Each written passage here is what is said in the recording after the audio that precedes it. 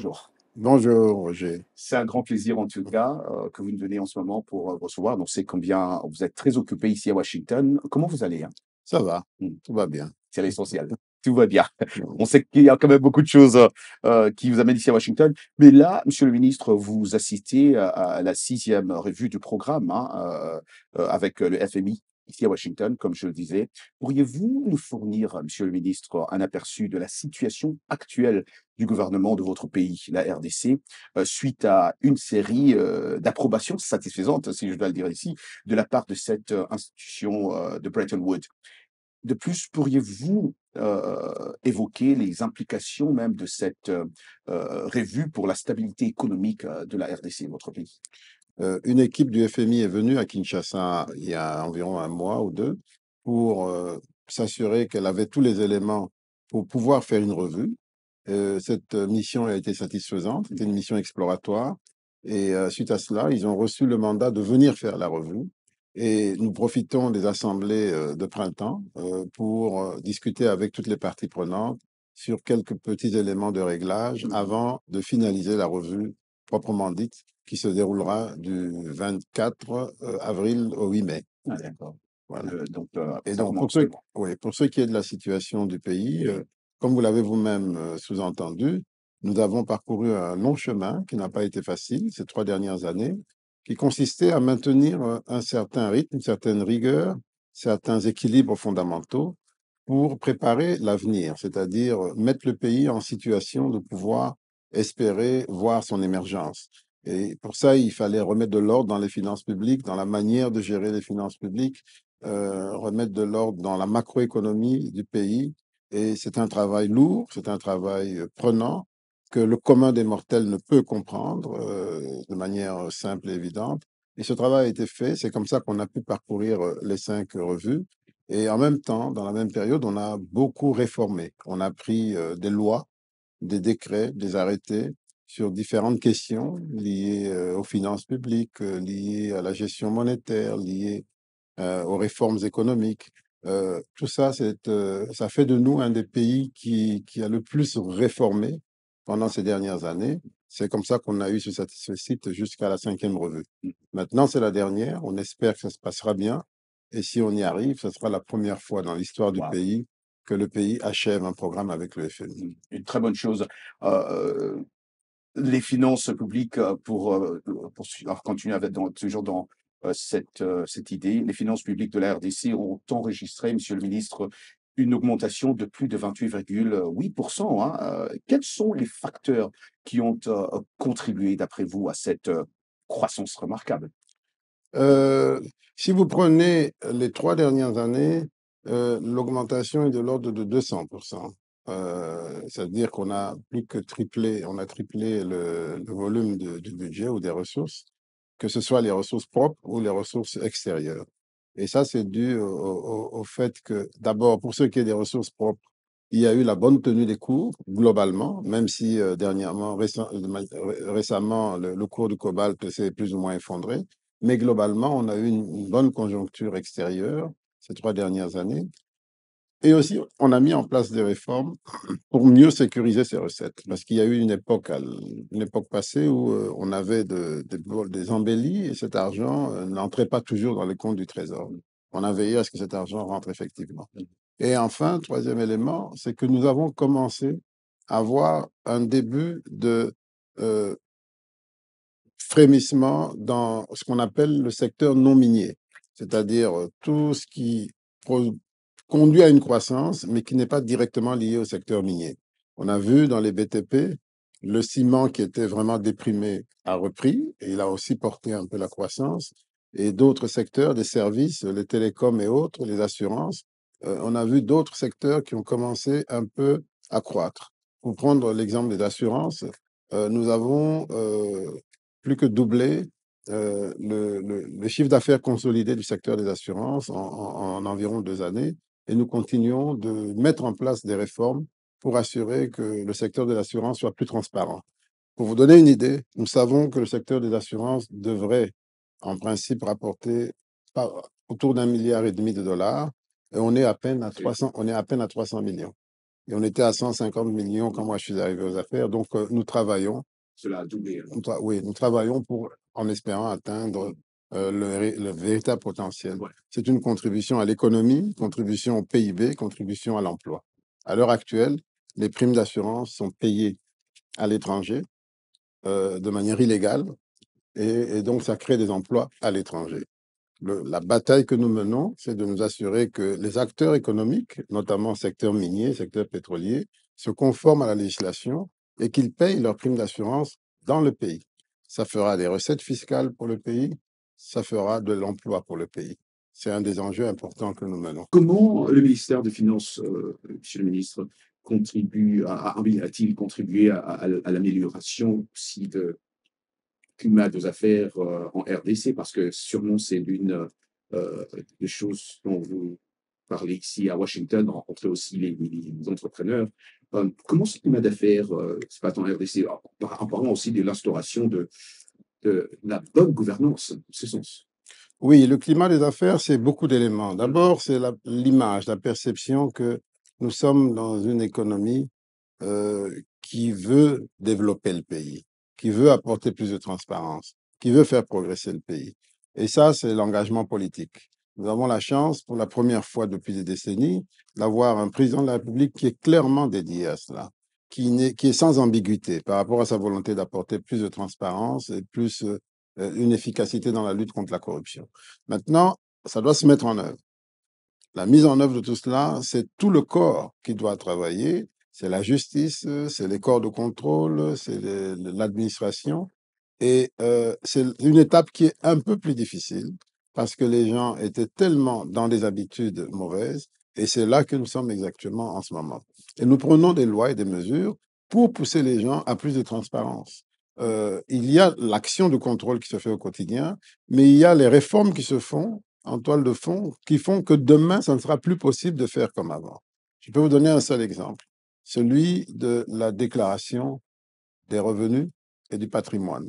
Nous avons fait valider une loi en décembre de l'année passée qui instaure l'impôt pour les personnes physiques et donc l'obligation, à partir de l'année prochaine, pour tout citoyen qui gagne, qui a des revenus, de déclarer chaque année son patrimoine et ses revenus. Et comme ça, on calculera sa contribution fiscale au pays en fonction de son patrimoine et de ses revenus. Ça, c'est une innovation majeure. Et c'est ça qui, de proche en proche, de manière structurée, va conduire à ce que la corruption soit réduite parce que chacun sera redevable. Lorsqu'on aura un cadastre qui sera intégralement fiscalisé, donc à chaque bien correspondra un contributeur fiscal, un numéro fiscal, de proche en proche, ça sera de plus en plus difficile de frauder ou de justifier des enrichissements sans cause, etc., etc. C'est ça le travail de fond que nous faisons et c'est ça qui va faire la différence. En dehors de ça, nous avons le travail quotidien, les corps de contrôle, nous avons réhabilité la CNRF qui fait la lutte contre le anti-blanchiment, l'IGF. Cela, ça va mieux. Absolument, beaucoup mieux, beaucoup mieux. Nous sommes dans la feuille de route pour la lutte anti-blanchiment. Nous avons pris une nouvelle loi anti-blanchiment qui maintenant a introduit de nouvelles notions, comme des notions de personnes politiquement exposées, de conflits d'intérêts, toutes des notions qui n'étaient pas vraiment dans notre arsenal juridique. Et donc maintenant, il faut que la justice se saisisse de ces nouvelles notions dans son travail, qu'elle puisse l'appliquer. Ça prend un peu de temps, mais c'est du travail de fond, c'est du travail structuré. Le travail quotidien de contrôle continue, mais vous savez, si le cadre n'est pas bon, le contrôle peut très vite déraper d'une manière ou d'une autre, parce que le contrôleur lui-même doit être contrôlé, etc., etc. Donc il faut un système. Là, vous parlez de la justice et nous avons suivi que le président Tshisekedi lui-même, il a parlé. C'est sa grande. Ça, exactement. Ouais. Et donc, vous, du côté finance, vous faites ce que vous avez à faire, mais finalement, la justice ne dit pas. C'est ça aussi le problème. Et nous y reviendrons. Mais dans mes émissions, monsieur le ministre, j'ai une émission à la Voix d'Amérique chaque jour, 7 jours sur 7, et je parle à plusieurs Africains, et les Congolais en particulier. Mes fidèles auditeurs de 4 coins, en tout cas de la RDC, expriment régulièrement, monsieur le ministre, leur frustration. Même si les finances publiques s'améliorent, comme vous êtes en train de le dire d'ailleurs, ils ne constatent pas d'impact direct sur leur vie quotidienne. Quelle est, selon vous, monsieur le ministre, la raison de cette disparité, si je dois dire ici, apparente, hein, entre l'amélioration économique dont on est en train de parler en ce moment et la réalité vécue par cette population. Oui, mais peut-être qu'on fait peut-être trop de bruit sur cette amélioration globale et pas assez sur le travail de fond qui est en train de se faire. Mais sachez une chose, c'est que quand vous comparez avec la majorité des pays autour de nous, notre budget est extrêmement faible. Même s'il a été multiplié par 3, quand vous le ramenez par tête d'habitant, ça reste un des plus faibles du... Oui, 16 milliards. Ça reste un des plus faibles du continent. Et dans les 16 milliards, il y a une partie qui concerne les appuis des partenaires. Les appuis des partenaires ne vont pas directement dans la caisse des gens, ils vont dans des projets qui servent à transformer la vie des gens. Il s'agisse de l'adduction en eau, des projets d'électrification, des projets d'appui aux communautés, etc.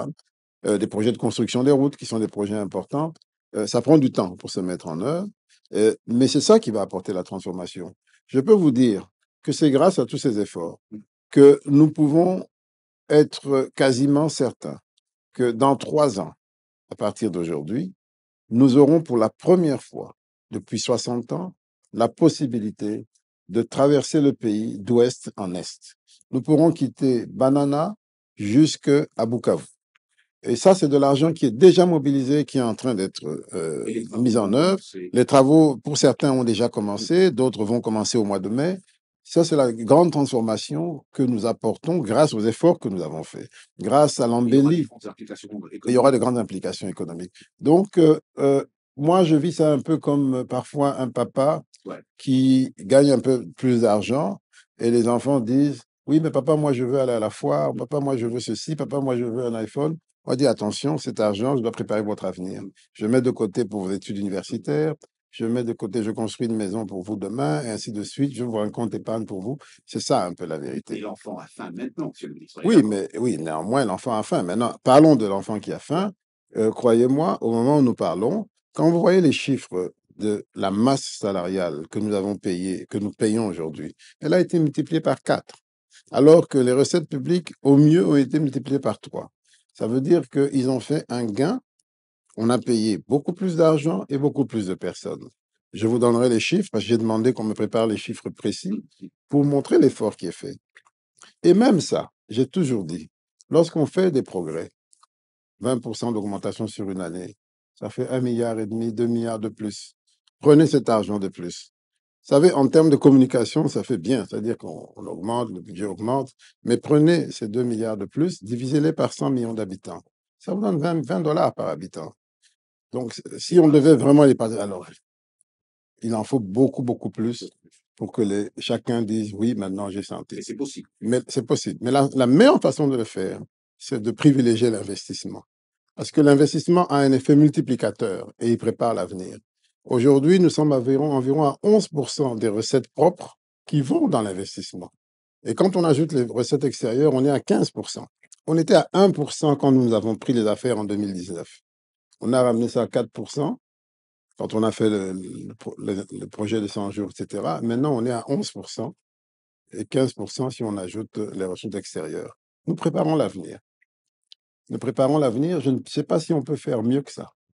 Notre responsabilité, c'est de dire, oui, il y a des progrès, mais ne croyez pas que ces progrès vont résoudre vos problèmes immédiatement et pour tout le monde. Ça, vous le dites, on a Ce qu'il faut, voilà, il faut utiliser cet argent de la meilleure manière qui soit pour que demain soit meilleur qu'aujourd'hui pour le maximum de Congolais. C'est ça l'équation. Et ce n'est pas quelque chose à la portée de tout le monde. C'est une question de responsable. C'est une question de responsabilité. Et comme on est dans un environnement où il y a beaucoup de pauvreté, parce que le pays est très pauvre, beaucoup manipulent l'opinion de manière négative. Mais le seul risque, c'est de tout perdre. Parce que les efforts sont pas faciles à faire, ça prend du temps, et vous pouvez vite les perdre, soit parce que vous déroutez la population avec du populisme, soit parce que vous faites des mauvais choix. Vous privilégiez l'immédiat plutôt que l'avenir. Et là, vous parlez, monsieur le ministre, de la pauvreté de ce peuple-là. Et permettez-moi de vous poser cette question qui revient souvent. Sûrement, vous vous êtes posé cette question avant de devenir ministre de ce grand pays, ministre des Finances de ce grand pays. La RDC, monsieur le ministre, possède l'un des sous-sols les plus riches du monde, on le sait tous, avec des ressources minières telles que les diamants, le cuivre, l'étang, le cobalt, beaucoup plus. De plus, le pays dispose même de vastes ressources forestières et de sols fertiles propices à l'agriculture. Alors, c'est pourquoi j'ai dit sûrement vous êtes posé aussi cette question, j'en suis sûr. Pourquoi, malgré ce potentiel économique, la population congolaise vit-elle toujours, monsieur le ministre, dans la pauvreté? Parce que justement, il faut que l'argent disponible soit utilisé de la manière la plus productive qui soit. Ça, c'est un. Deuxièmement, même quand cela est fait, les résultats en matière de sortie de la pauvreté ne sont jamais immédiats. Mm, mm, Ils sont lents. mm. Maintenant, nous avons, on parlait de réduction de la pauvreté. Vous savez qu'avec une mesure comme la gratuité de l'éducation, vous savez que c'est un élément qui contribue à réduire la pauvreté. Et ça, c'est avec un impact immédiat. Parce que d'une année sur l'autre, on demande aux foyers les plus pauvres de ne pas payer 300, 500 dollars, 200 dollars qu'ils payaient pour les enfants, pour leur scolarité. On leur dit, gardez ça pour vous, investissez ça, mettez-le dans un investissement quelconque, un petit commerce, une moto, un pouce-pouce, pour compléter vos revenus. Ça, c'est une réduction de pauvreté immédiate. Parce que cet argent qu'ils payaient dans les écoles, ils l'utilisent pour eux-mêmes. Et s'ils sont sages, ils vont le mettre dans un investissement productif. Donc, ça, c'est une façon immédiate de réduire la pauvreté. Et ça, nous l'avons fait. Depuis 2019-2020, on a mis en place la gratuité grâce au courage du président de la République. Et depuis lors, chaque année, l'argent qu'on fait économiser aux familles dépasse le milliard de dollars. Dépasse le milliard de dollars. Et cet argent qu'il payait aux familles, c'est désormais l'État qui le paye, que les familles payaient aux écoles, pardon, c'est désormais l'État qui le paye aux écoles sous forme d'augmentation de salaire pour les, les enseignants et sous forme de frais de fonctionnement améliorés pour les écoles. Ça, c'est un résultat concret qui réduit la pauvreté. Mais ce n'est toujours pas suffisant. Il faut aller plus loin, il faut aller plus vite, mais il faut avoir les moyens. Alors, pour ça, il faut que l'économie grandisse. Nous avons vu le PIB s'améliorer, mais pas encore assez. Pour aller plus vite et plus loin, nous savons que la solution, c'est la diversification de l'économie, c'est-à-dire créer plus de valeur ajoutée locale sur nos produits locaux et puis créer plus de valeur ajoutée sur des produits plus variés. Aujourd'hui, l'économie dépend trop de mines et de mines en exploitation primaire, c'est-à-dire on produit, on exporte. Il faut que ces ces produits soient davantage transformés localement. Alors là, on partage la plus-value localement, en salaire, en bénéfices pour les entreprises, en impôts, dont le pays grandit. Et ça va très vite. Si nous commençons la transformation locale, vous vous rendrez compte que très vite, le pays va passer de milliards, de billions à trillions, comme on dit. Et c'est ça l'avantage. Moi, j'ai vu un exemple en Indonésie. Nous avons été en visite d'échange avec les autorités indonésiennes et on a vu sur un produit, le nickel. Ils produisaient un peu comme nous produisons le cuivre en brut, 3 milliards de dollars par an. Ils ont commencé à transformer ce produit, à ajouter de la valeur. Et en 5 ans, le produit avec toute la valeur ajoutée est passé de 3 milliards à 33 milliards. Voilà, pour vous donner une idée. Vous voyez comment on peut transformer un pays. Et c'est 33 milliards, donc c'est de la valeur ajoutée, partagée localement en salaire, en bénéfices, en impôts. Et donc, c'est un enrichissement incroyable, exponentiel. Mais pour ça, il faut des hommes capables, il faut des entrepreneurs, il faut beaucoup d'énergie. Et l'énergie, c'est aussi un des défis que nous avons. Parlons un peu on parle de l'argent, comment l'argent est dépensé, mais nous savons aussi, monsieur le ministre, que les investissements que vous avez réalisés jusque-là dans l'acquisition d'équipements militaires pour les FARDC contribuent à renforcer la sécurité nationale face aux nouvelles menaces d'insécurité. Et on parle surtout à l'est de la RDC. Donc, la VOA en couvre toujours ce qui se passe en RDC jusqu'aujourd'hui. Évidemment, cette situation affecte l'économie, la société et la stabilité même financière de la RDC. Mesures tangibles, monsieur le ministre, parce que votre département dépense beaucoup d'argent et la population continue à dire, mais rien ne marche. Pour la sécurité. Mais non, mais c'est un peu ça le problème. Écoutez, est-ce qu'on peut trouver normal que notre pays, qui a le plus grand potentiel en matière énergétique importe de l'énergie pour 400 millions de dollars des pays voisins, notamment pour alimenter la zone minière du Katanga. Est-ce que c'est normal? Non. Est-ce que c'est normal que nous importions du maïs venu de Zambie alors que nous avons des terres meilleures chez nous? C'est pas normal. Il y a beaucoup de choses anormales. Est-ce que c'est normal que nous ayons 100 millions d'habitants et que nous dépendions aujourd'hui de l'industrie qui s'est développée dans tous les pays limitrophes et qui profite de notre marché pendant que nous avons rendu notre industrie non compétitive parce qu'il y a trop de coûts, trop de tracasseries, trop de corruption et pas assez d'infrastructures. Est-ce que c'est normal tout cela? Ça veut dire qu'on a beaucoup de problèmes à régler. C'est ce que nous sommes en train de faire, mais c'est un héritage de 50 ans, de 30 ans. Nous étions à un moment donné une petite puissance industrielle, nous vendions des produits partout autour de nous. Aujourd'hui, c'est les voisins qui vendent chez nous.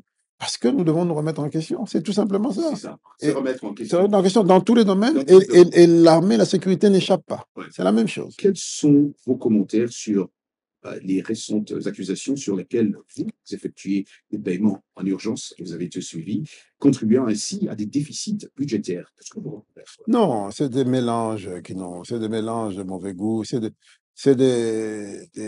comment on appelle ça, des ragots de comptoir qui n'ont pas de place euh, devant certains médias comme les certains vôtres. Mais médias écoutez, et effectivement, parce que j'ai vu votre tweet aussi ce matin, hum, vous avez commencé par dire: «Ce qui ont appris à me connaître depuis que je suis associé à la gestion des affaires publiques savent que je ne suis pas du genre à fuir mes responsabilités ni la vérité». Apparemment, vous voulez parler à la presse? oui, parce que, écoutez, il y a deux choses. Nous sommes dans un pays qui est jeune et fragile.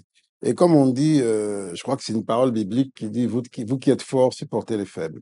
Alors, devant tant d'ignorance, devant tant de méchanceté gratuite, j'ai aujourd'hui tous les moyens d'aller en justice et de faire condamner des journalistes. Très facilement parce que tout est clair. Mais si je le faisais, ça se retournerait contre moi. On dirait, voilà, il utilise sa position pour faire mal. Et donc, je préfère expliquer. Parce que j'estime que, en tant que responsable, il faut aller vers les gens, il faut expliquer. Ouais.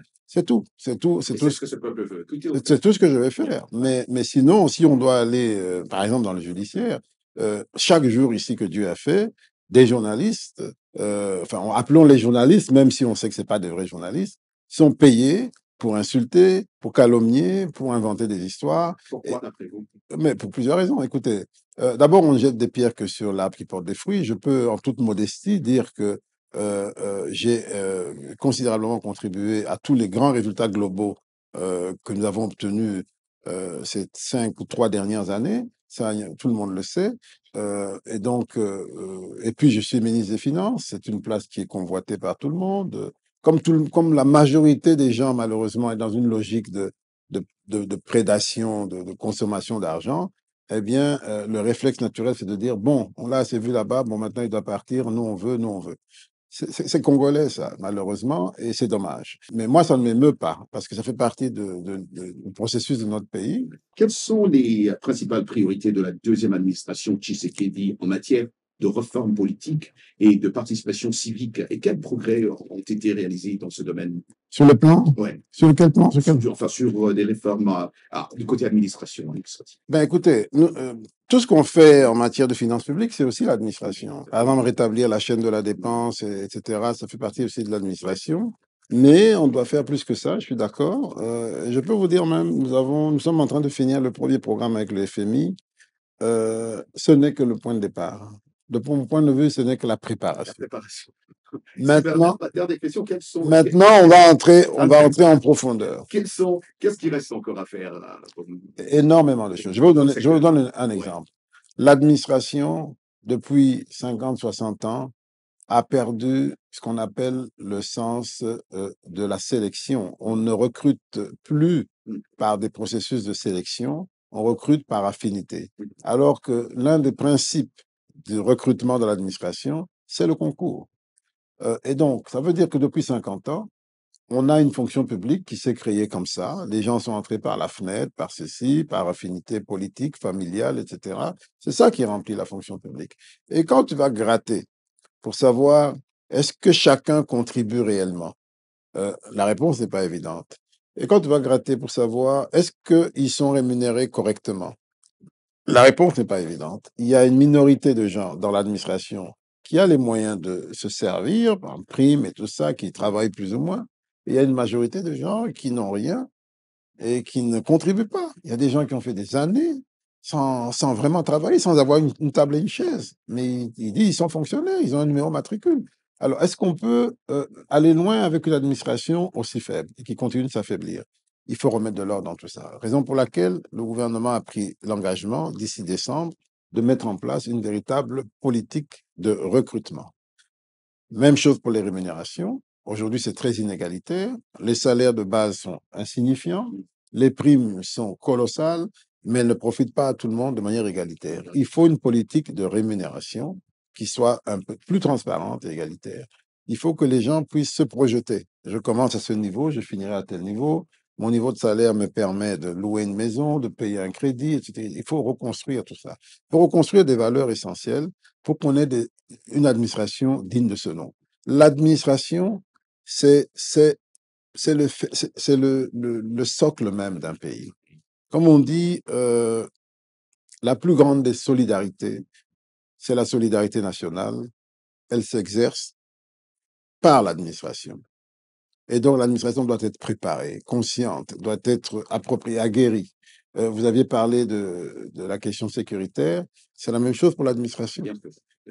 Et donc, nous devons avoir une armée solide, préparée, entraînée, professionnelle. Nous devons avoir une administration digne de ce nom. Malheureusement, aujourd'hui, on a un grand gap à rattraper sur ces deux terrains. Monsieur Nicolas Casali, je rappelle que vous êtes ministre des Finances de la RDC. Merci pour le temps que vous avez accordé. Merci, c'est moi.